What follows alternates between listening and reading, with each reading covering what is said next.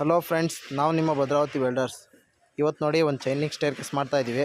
First ಬಂದ್ಬಿಟ್ಟು ಗೋಡೆಗೆ ಪೂರ್ತಿ ಮಾರ್ಕ್ ಮಾಡ್ಕೊಂಡಿದ್ದೀವಿ ಎಷ್ಟು ಸ್ಟೆಪ್ ಬರುತ್ತೆ ಅಂತ ಹೇಳಿ.